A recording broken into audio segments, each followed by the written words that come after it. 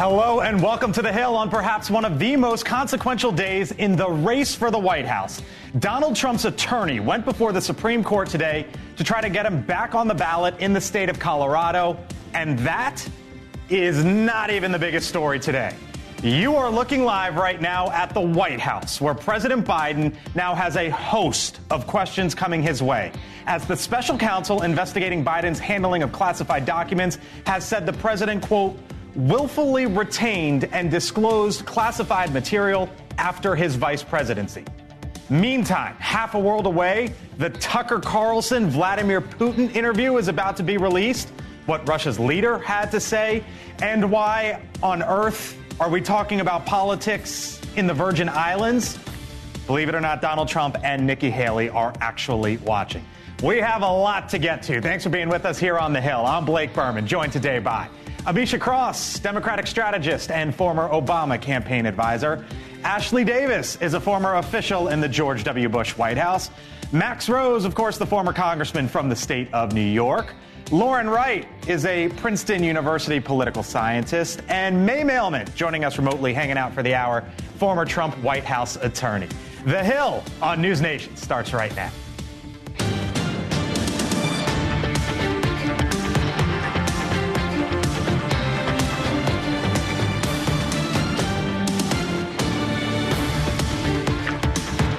My gosh, what happened today? Come on in. Thanks for being with us here on The Hill. And right off the top from The Hill, we'll get to what the left and the right are both saying. But first, the facts.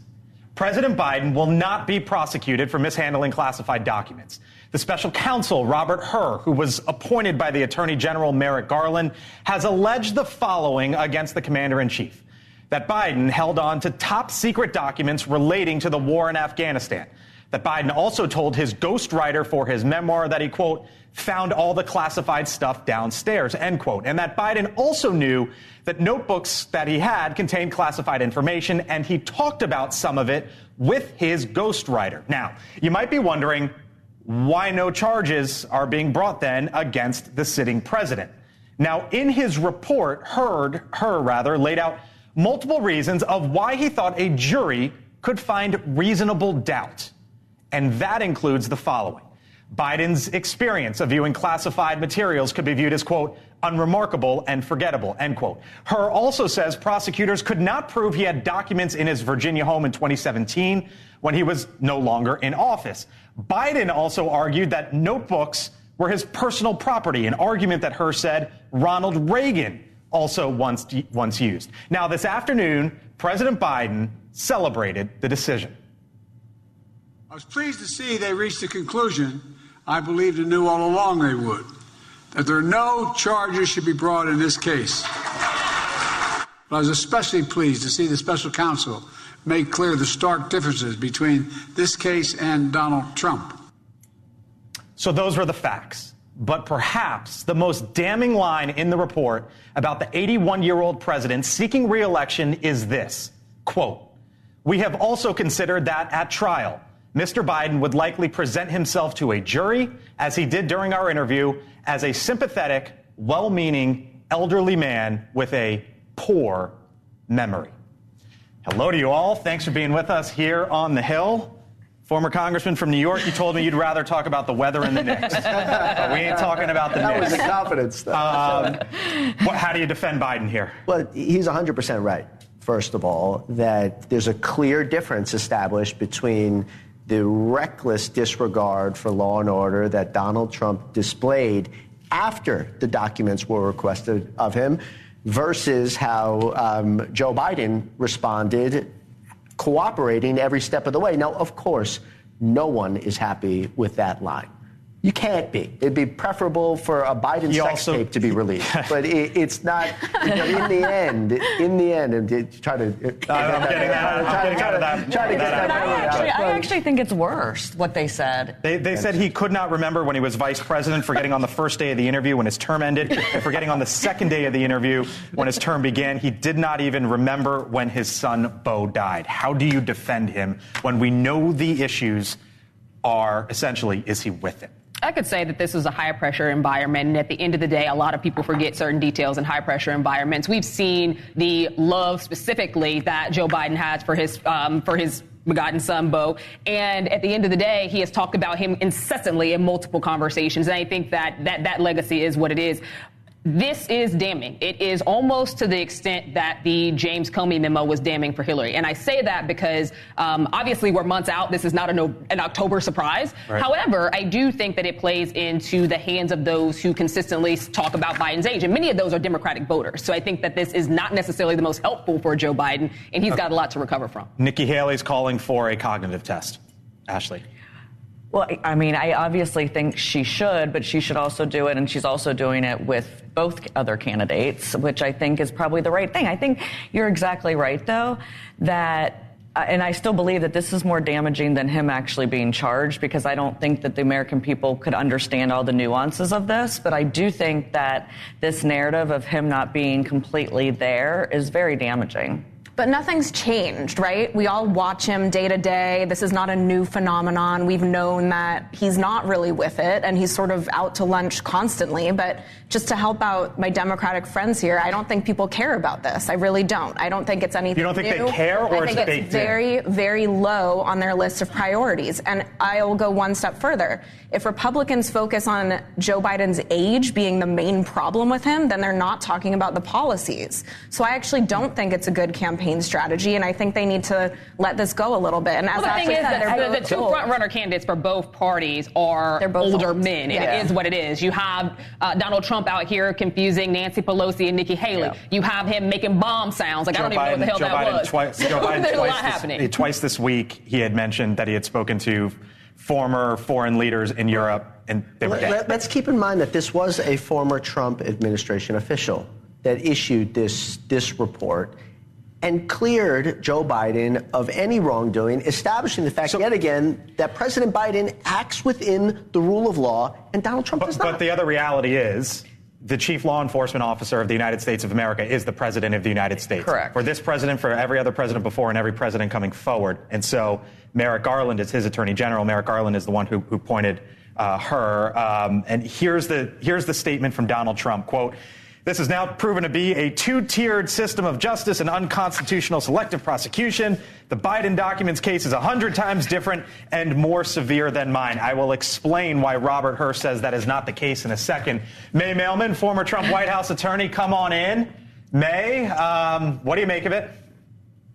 Yeah, so I do think that Trump's theme of the difference in the way that he and Biden were treated is something that a lot of Republicans and a lot of Americans do feel, that there is just an unfairness, that we're not sure we're going to get a fair shake because there are people who are treated specially, and Biden is one of those. So here, the special prosecutor did not find that Biden acted within the law. Quite the opposite. He said that Biden violated the law, and actually the evidence shows that he did so willfully. He was there to try and spite Obama. He was keeping these documents to show that he told Obama he was wrong and that he was right, and he was trying to prove his legacy. Of course, his Afghanistan policy has proven to be an epic disaster. So he had willfully, and he had like all the elements of the crime, but then decided not to charge because someone could think that it was not willfully, because basically Biden is not mentally with it. So this is something that if you had done the same for Trump or for a Republican, there was definite evidence of collusion with Russia. We found the crime, we found the intent, okay. But Trump is crazy. He's crazy. So we're not going to charge him. You could ask the question. Yeah, so you could ask the question, if you use the word Trump instead of Biden, would it have been different, right? Well, that's one question. And then it also turns out, by the way, Donald Trump has his own documents case of his own. And if you're wondering what's the difference between Joe Biden and Donald Trump, here is how the special counsel laid it out. Basically the difference with Donald Trump. Biden returned the documents, her notes. Trump did not. Trump allegedly obstructed justice by enlisting others to destroy evidence. He also lied about it. Biden returned documents, consented to search of multiple locations, May. So that's the difference. So is there what is the argument then, the two-tiered justice system? Well, I think the big argument with Trump's activities is that Trump was the president of the United States and had the classification authority. So when Trump says these are my documents. I declassified them. And you know what? It's not your business what I did with them. They're mine anyway. They are personal records. Trump actually has a legal argument for that because the president can deem documents personal, and but potentially lying to the FBI potentially lying to the FBI, and lying potentially to your own attorney. That's where he gets in trouble, right?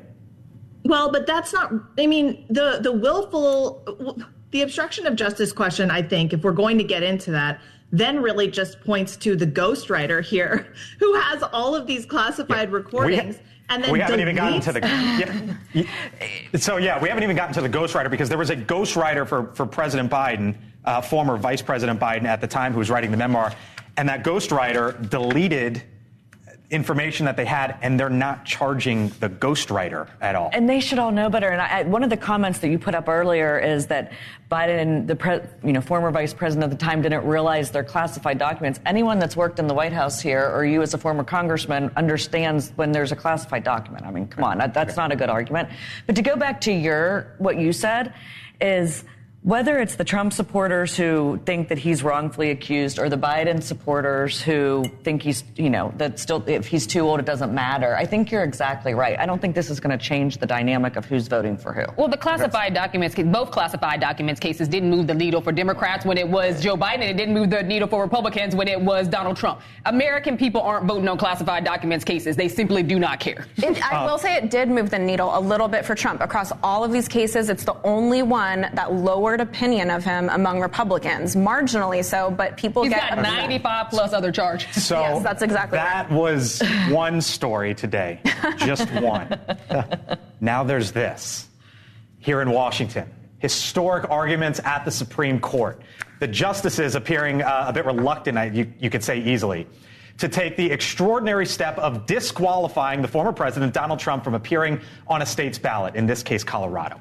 The case is centered on that state's Supreme Court ruling that the former president is not eligible to be on the Colorado ballot because of the 14th Amendment's ban on insurrectionists serving in office. Here's part of the defense that was put forth by Trump's attorney. This was a riot. It was not an insurrection. The events were shameful, criminal, violent, all of those things, but it did not qualify as insurrection. I mean, the whole point of the 14th Amendment was to restrict state power, right? Now, we don't know when the Supreme Court may rule. It actually could be in, I don't know, maybe a week or two. This is on a fast track right now. It has taken the case on an expedited basis until there is a Trump decision. Trump's name will remain on the ballot. May, you listened to all of this earlier today. Your takeaway in part was that even some of the liberal justices on the court were skeptical. Yeah, in fact, I think some of the justices appointed by Democrat presidents were wanted to be more aggressive even than Trump's attorney. So Trump's attorney, Jonathan Mitchell, I was a little bit concerned about that pick because he's a pretty aggressive guy. He used to be the Texas Solicitor General, and yet he made a very nuanced case. He was not trying to go further than these justices were willing. So it was a very good day for Trump and his attorneys. I would say the only justice who seemed open to supporting the Colorado challengers' cause and their legal arguments was Sotomayor. But she did not have a good day herself because she wasn't even familiar with some of the cases that were being addressed. So that it was not good for the other side. Are you good with his name being taken off the ballot in Colorado for this reason? No, stupid. Stupid. One of the stupidest things the Democratic Party, anyone affiliated with them, has done in modern political history. How so? Because Donald Trump is a disaster. He's a wreck of a human being and incapable of any level of leadership. And what we need to do is litigate that. Remind people the chaos that was the Donald Trump presidency, not try to restrict the choice in and of itself. It's insane. And if there is a reason why Donald Trump will be politically successful, it will be because of this. Because of that. You agree with that? I said from the beginning, let the people decide. At the end of the day, Trump's going to win his party's nomination. That is absolutely fundamentally clear. And at this point, I don't think that he stands a chance of winning the general. However, trying to remove him from the ballot was always a bad idea, and it wasn't going to receive the support of these justices. May, you think this is a 9-0, 8-1, somewhere in there? I think probably 8-1. I still see Justice Sotomayor's holdout, but Justice Kagan, she was very concerned about the chaos. Well, what happens when every state does whatever they want? It can't be reviewed. Okay. And there was no good answer. So, yeah, 9-0 or 8-1. All right. May, stick around. Coming up here on the Hill, we'll get reaction from Donald Trump's campaign about today's Supreme Court hearing and the Biden investigation. Jason Miller, one of the senior advisors to the president, expected to join us in about 30 minutes' time here on the Hill. And that right there is a live look, sundown in the Virgin Islands. Why are we talking about the Virgin Islands? Believe it or not, there's a race in the Republican primary there today. We'll explain what all of that means. And as Nikki Haley tries to plow forward, Ashley, you ready to defend what she's doing? I'm ready. You ready? Mm-hmm. Okay. She should keep going forward? Till Super Tuesday. Till Super Tuesday. Okay. What Ashley's hearing, what Ashley's thinking with the Haley campaign as the Hill returns. Stay with us.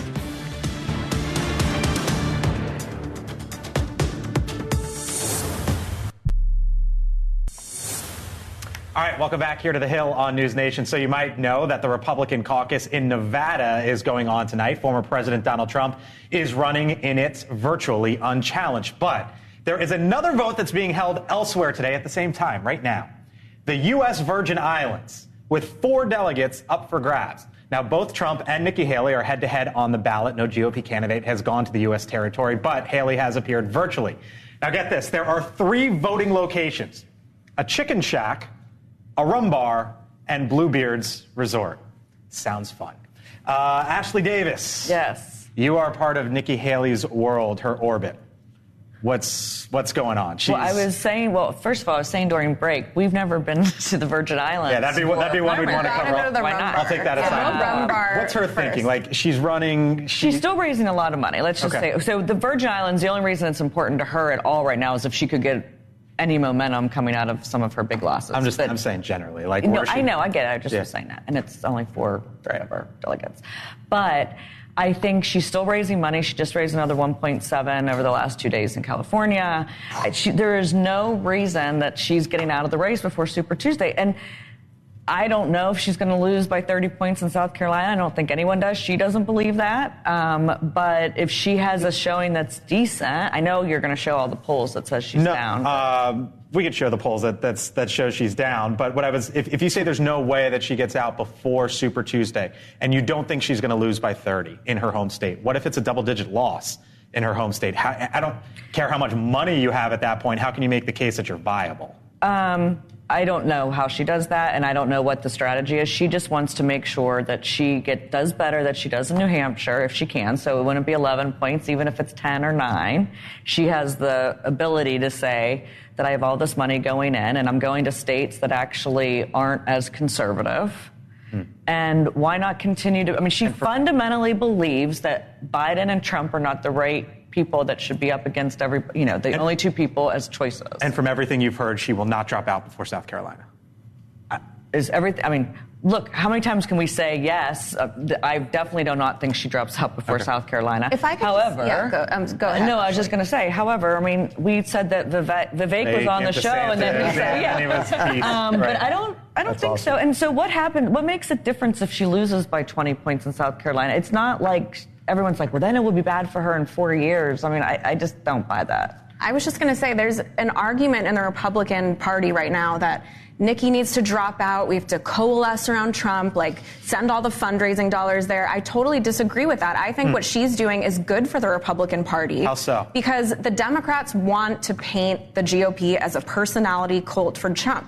Nikki is Democrats clearly showing it's not true. Republican voters are doing that. I understand that. The majority of them are totally in the tank for Trump, 100%. But there is a sizable minority that disagrees with him and what he's done and his policies. And the longer Nikki Haley holds out, but what states will they come out in, though? Because thus far, we've heard that, but we haven't seen any of those people show up anywhere. I'm not saying she's viable. I'm just saying in the message. No, but you're saying those people more exist difficult as voters. They do. Where are they, and why have they not shown up? They show up in national polls, and they show up in New Hampshire and all these other states where she's spending money. New Hampshire also had Democrats that were voting in the polls. There are 5,000 Democrats that switch parties. There are hundreds of thousands of voters in New Hampshire. There's a long route to go to the Republican nomination, but there is no mathematical path for Nikki Haley. I'm not saying there is. I'm saying from a messaging standpoint, what she's doing is good for the Republican Party because it brushes against this pitch that it's a personality cult for Trump, which the majority of it may be, but there's a sizable amount that's not. She's right. I mean, I think, look, as someone who desperately wants Joe Biden to win, the best thing for the Biden campaign right now would be for Nikki Haley to drop out so that you can just consistently every day paint this as a choice between crazy and normal. Okay. Just one more thing. Yeah. So the more people I see from like definite Trump spokespeople that are saying Nikki needs to drop out means that she shouldn't drop out. Okay. By the way, Jason Miller, senior advisor to President Trump, should be coming up here in about 20 minutes' time. All right. Still much more ahead here on the Hill, including Tucker Carlson's interview with the Russian President Vladimir Putin. What was said there? We'll show you some on the other side of the break. And I'll talk with the Georgia Congressman Rich McCormick, member of the House Foreign Affairs Committee. Get his reaction. That's when the Hill returns. Stay with us.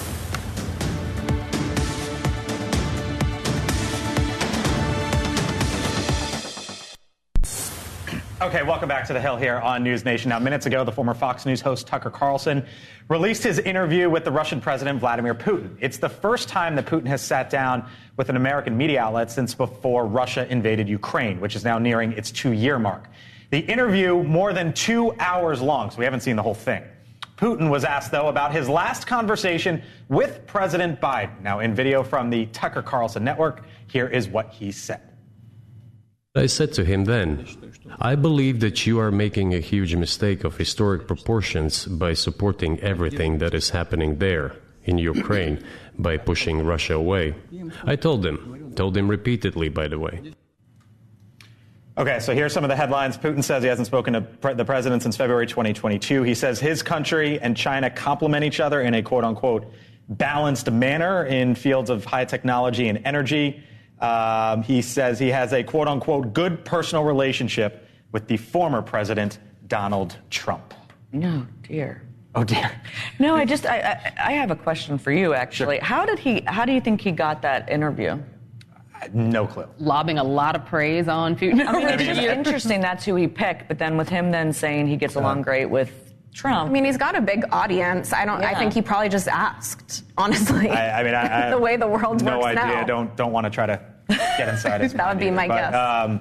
So what do you make there of he hasn't talked to President Biden in basically 2 years? I mean, I just can't believe there's a side of this where people are siding with Putin over our own president, no matter how inept you think he is. I mean, this is just a crazy, crazy situation to me. I mean, I wouldn't go as far to say Tucker should not be able to interview him, but I don't know who's watching this. I'm trying to imagine the audience that tunes in and thinks, oh, Vladimir Putin has some good points to make about Ukraine or about anything. I mean, this is a country that is really an enemy of ours that we have to weigh in on this conflict eventually because next he's going to expand into NATO territory and we are pledged to defend those places. All right, joining us now is the Republican congressman from the state of Georgia, Rich McCormick. He is a member of the House Armed Services and Foreign Affairs Committee. Congressman, thanks for being back here on the Hill on NewsNation. Appreciate the time, sir. When you hear those comments from Vladimir Putin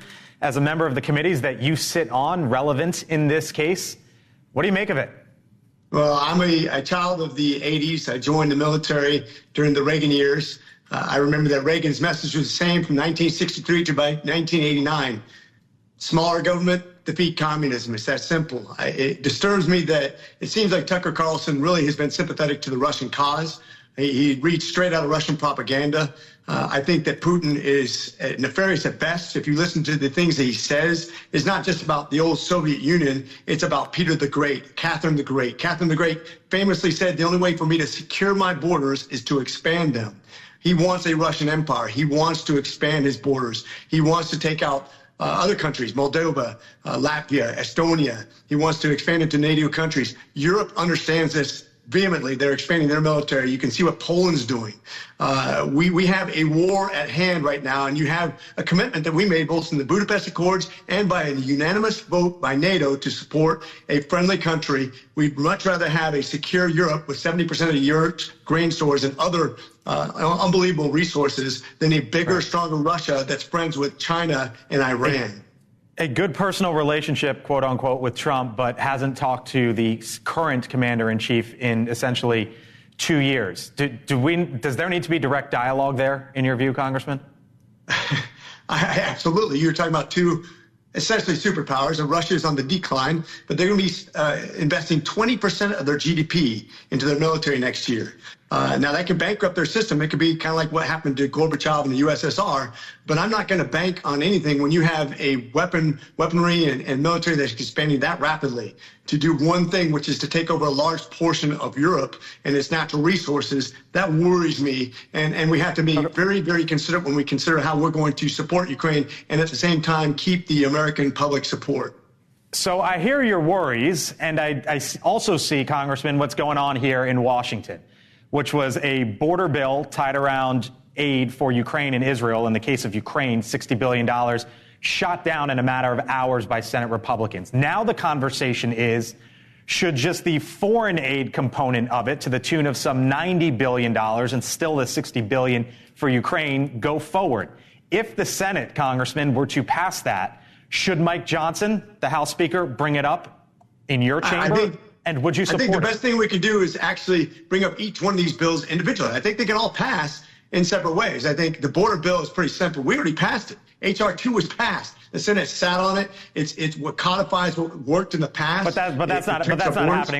But that's not happening. You and I know it. Everyone in Washington knows it. So let's just move past that for a second. The reality is that you might have a decision to make on the foreign aid component. And so that's why I wonder, and I know your position is bring it up individually, but what we're dealing with right now is potentially a $90 billion bill. So should the House Speaker put it on the floor, and would you support that? I think so. Here's the thing. I'm a big supporter of Ukraine, but I don't like the way it's designed.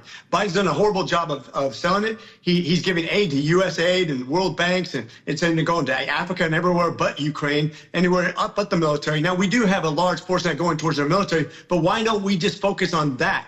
You can get people's minds wrapped around that when you have strict accountability, when you have a mission, when you have something that you're trying to achieve that applies directly to us and comes back to help us economically and solidifies Europe. But the way that Biden's doing it is all wrong, and he can't sell anything anyways. That's the problem with him. A confused old guy who doesn't even know how to sell his own product.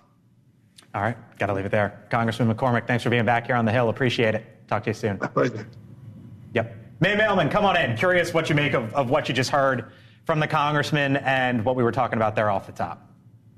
Yeah, so with the Tucker Carlson interview, I think there's a couple of things that are really driving people's interest here.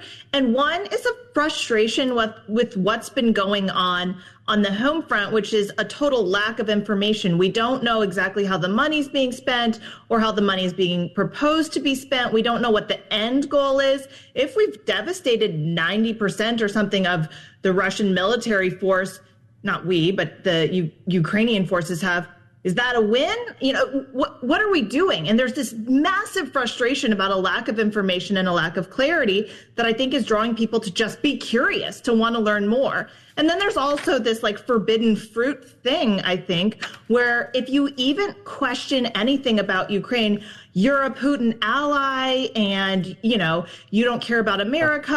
And so it also just drives people to this curiosity. What is so dangerous that I can't even ask questions about? Okay. Former Congressman Rose, what'd you hear from the congressman from Georgia? I tell you, man, these people will go to any lengths to criticize Joe Biden, even when they agree with him on policy. It's like, but he can't sell. It was a little crazy. Ultimately, Speaker Mike Johnson is losing support left and right. And right there, you saw as a leader in the Republican Party openly disagreeing with his own speaker. Okay. All right. Heading now over to Eagle Pass, Texas. The state's governor, Greg Abbott, holding a press conference earlier today on border security. Of course, the other component, what got shot down here in Washington. It continues in that state to be a heated standoff with the federal government over the border. And the governor there is doubling down, still pointing the finger at President Biden and saying the crisis has never been worse. We are dealing with the biggest border crisis since America had borders. It's all because Joe Biden allowed this entire area to be penetrated by the drug cartels that smuggled in illegal immigrants. Now, U.S. Customs and Border Protection has seen more than 1 million migrant encounters since October 1st. Max, you just heard that from the governor. You were actually complimenting him during the break, and then he says that. Yeah, well, I'm complimenting the way in which he's overcome significant disability. Not his xenophobic policy view. But you believe he's been effective? Well, I think certainly if you look at it from a strictly amoral standpoint, his really horrible shipping of undocumented migrants to blue cities has been effective in terms of politicizing this issue. But what's fascinating here about both the governor as well as the Republican Party is now this horrific stalemate that they're in. For more than a year, they were saying, pass H.R. 2, pass H.R. 2. This needs a legislative fix. Then they said, we're not going to get before Ukraine and Israel spending unless you put some type of border legislative fix. Then the Democrats and the Republicans get together and they do so, and suddenly they say, this does not require legislation. They don't know what to do if the border is actually addressed because they need the political issue, and they are not patriots. They only care about politics. So what is he supposed to do instead, the governor of Texas? Well, the governor of Texas right now, that's not the point that I'm making. I just want to know what your policy alternative is, because you're criticizing it. Sure, certainly. Yeah. I think that we need much more investment into our asylum courts. I think you would actually federally, agree. But what is the state that is being completely overrun and doesn't have resources supposed to do about I think that when it comes to the governor, he can do what so many other governors are doing, which is, first of all, appeal for federal legislation. That's number one, right? We have a federal system. So governors across the nation often appeal to our nation's capital to address something. And certainly him being a leader in the Republican Party, if he did that, if he put country first and actually did that, went to Washington, D.C. The implications of that would be seismic. There's just a huge lag for once the leader of the Republican Party, a leader in the Republican Party, would actually put the country first. And that'd be an amazing thing to see. If Governor Abbott if he called upon his Republican cohorts in the House and in the Senate and said that we need to get this done, because he is the one who is suffering, I would probably argue more than most. At the end of the day, if he was to do that, then we would be in a different place. He's not willing to do it, and quite frankly, Republicans aren't willing to actually see a change happen because they want Trump to be able to run on it. He squashed this bill. He squandered it, even though Republicans wrote it. The policy is pretty bad in the bill if you look at some of this stuff, and especially in regards to asylum. But the bottom line is the president does have the ability to stop what's happening at the border, and he has it through executive action. So you know this. So why were they pushing H.R. 2 for so long? H.R. 2 is never going to pass. The Senate bill is never going to pass. That's my question. And we've been asking the White House. Why weren't they so bad 3 years ago? When Donald Trump was in, the border wasn't this bad, and it's bad. And the Republicans are never going to get blamed for the border. Joe Biden has done arguably nothing. The situation in these individuals' home countries has gotten a lot worse in the past 4 years.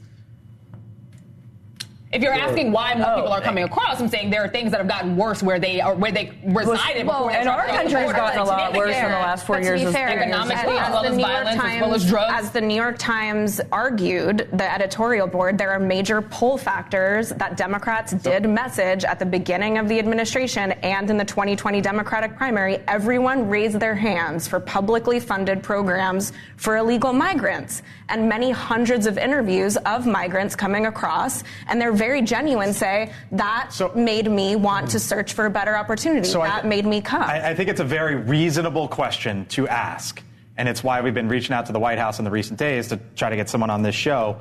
What are the executive actions that President Biden is going to take, right?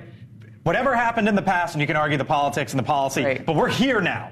This is where we are. And so whether you agree that he should take actions or he shouldn't, it's a reasonable question to your point to ask, okay, is he going to do anything? If so, what is it and when? I got to leave it there. May Mailman, I want to say thank you for the time. May Mailman hanging out with us from Ohio, I believe, former Trump White House attorney. May, thank you. We'll catch you soon. All right, coming up on the other side of the break, the reason why I needed to jump in, Jason Miller, advisor to President Donald Trump, joining us here on the Hill. On the other side, stay with us. We'll be right back with Jason. Decision for mishandling classified documents. The special counsel, Robert Hur, saying that even though the president, quote, willfully retained and disclosed classified material after his vice presidency, there were multiple reasons why he thought a jury could find reasonable doubt and thus no charges. President Biden spoke earlier today saying he was pleased with the decision, a right one, he said. Watch. Bottom line is the special counsel in my case decided against moving forward with any charges, and this matter is now closed. Joining us now to discuss, Jason Miller, senior advisor for Donald Trump. Jason, thanks for being here. I know you rushed on in. We appreciate you doing so, and thanks for the time. When the decision came down today, I wonder what went through your mind and how, if at all, this changes the campaign from the Trump perspective. Well, it definitely changes the campaign. I mean, the first thought that came into my mind was more the political one about what this means for November and Joe Biden's prospects. But after a moment, I realized this is bad news for the country. How can we expect any foreign leader, any foreign adversary to look at Joe Biden and have any aspect of deterrence or be concerned at all that America is going to be strong, is going to forcefully push back? And to be clear, with the report that came out today, wasn't saying that Joe Biden shouldn't be prosecuted because of the merits. It was saying don't prosecute him because we view him as being elderly and feeble, and that jurors could look and say, this isn't someone who knows, and these are my words here, doesn't know at all what's going on. And this is really concerning, I think, for the country. You say you thought about the campaign, but does it change it at all, or are opinions baked in? Well, no, it does, because number one, it showed that there's very clearly a level of a two-tiered system of justice, that there's a selective prosecution game that's going on here. And from our perspective, this is very much election interference. I think the whole reason why these legal attacks are happening against President Trump is to try to cover up for what we're seeing with Joe Biden.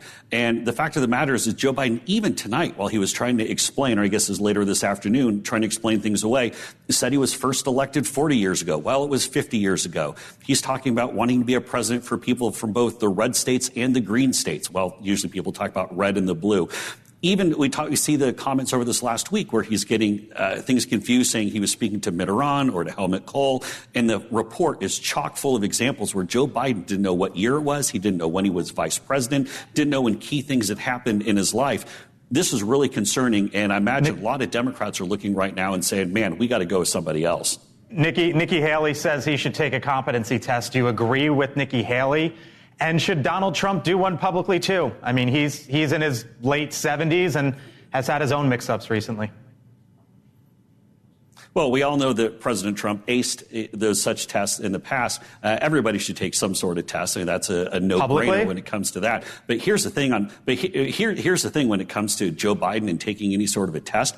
I don't even know if he'd get his name right. You know, they used to say on the SAT you'd get 200 points if you spelled your name right. I don't even know if Joe Biden could get that right. I mean, he's really diminished capacity at this point. And again, this is much bigger than politics. This is about concern about who's actually running the country. Think about it, Blake, for a moment. When Lloyd Austin was MIA, we found out that he was in the hospital and incapacitated.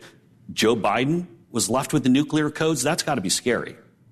I got to run, Jason, but Nikki Haley, of course, she's still in the race. There's the Nevada caucuses tonight. Has Nikki Haley, in your view, earned the right to stay through to Super Tuesday?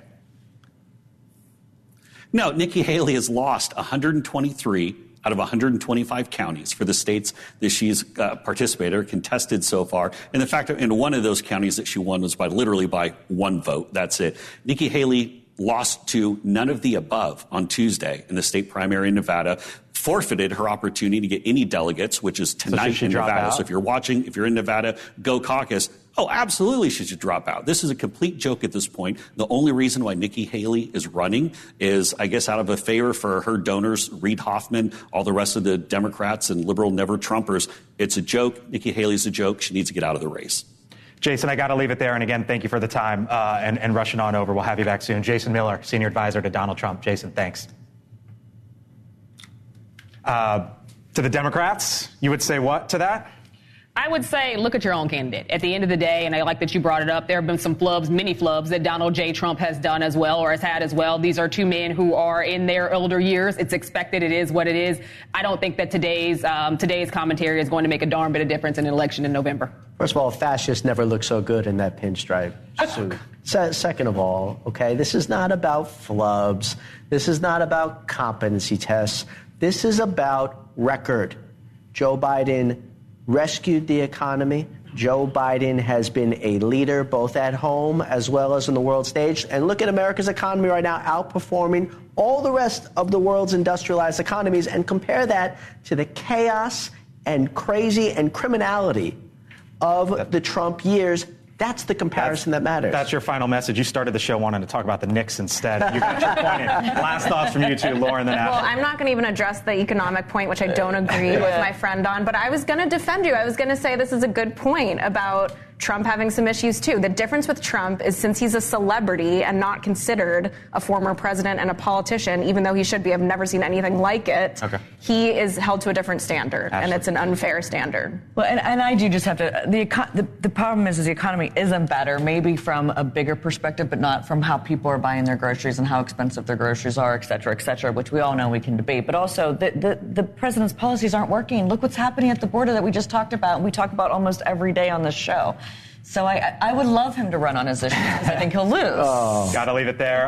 It was fun to have you all in. On the other side of the break, Leland Vitter, host of On Balance. By the way, have you seen why China is upset with Leo Messi?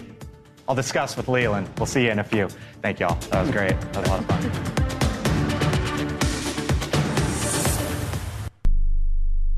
His karate lessons might not turn him into a black belt. Hi-ya! And even after band camp, he might not be the greatest musician.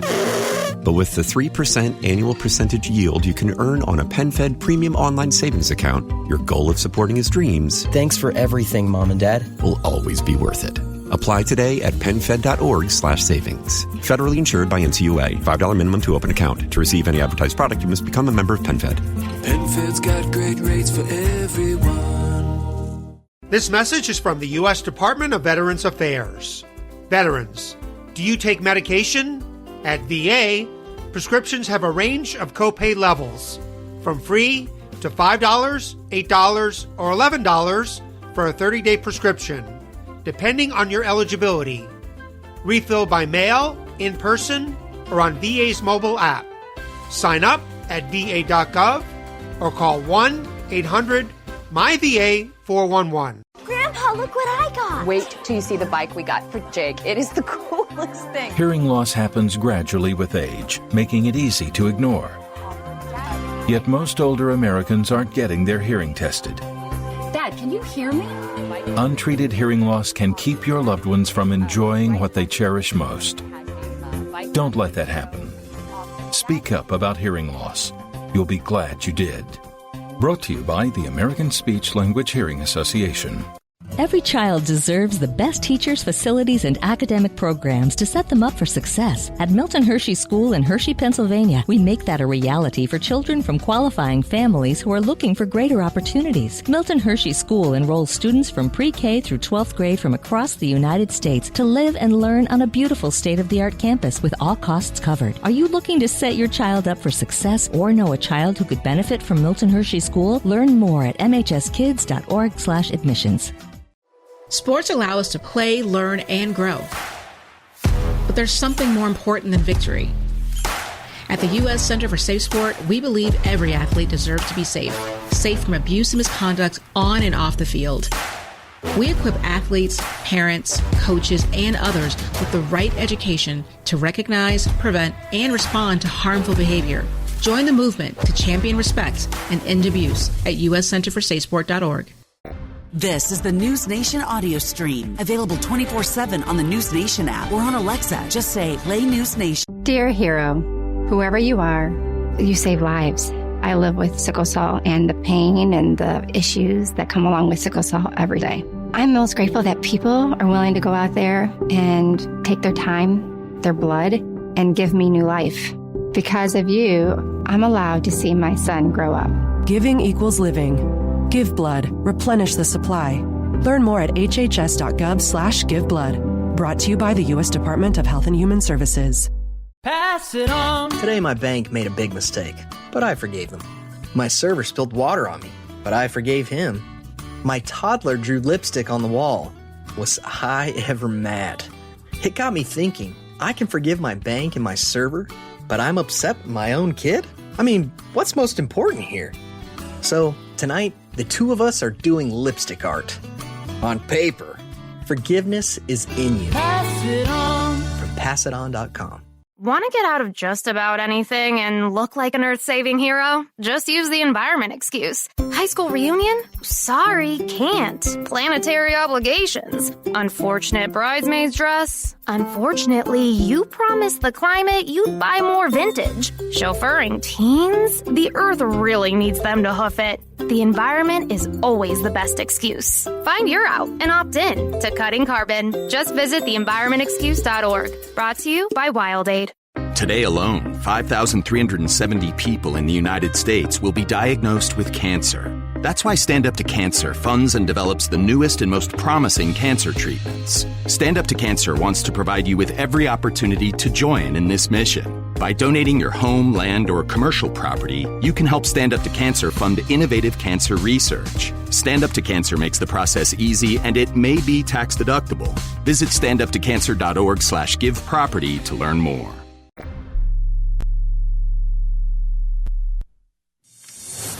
All right, so before we say goodbye, a story that caught my eye. The international soccer superstar Leo Messi is playing defense after drawing public backlash in China. Now, the controversy beginning over the weekend with Messi not appearing for a match with his team here in the U.S. with a friendly in Hong Kong.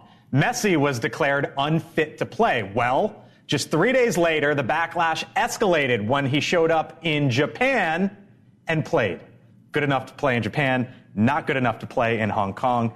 Leland Vitter, they are not thrilled in China. Just ask the NBA how that works out. How for that you. works out. Yeah, The not geo well. the geo pucks out. Yeah, The not geo well. the geo pucks out. Yeah, The not geo well. the geo pucks out. Yeah, The not geo well. the geo pucks out. Yeah, The not geo well. the geo pucks out. Yeah,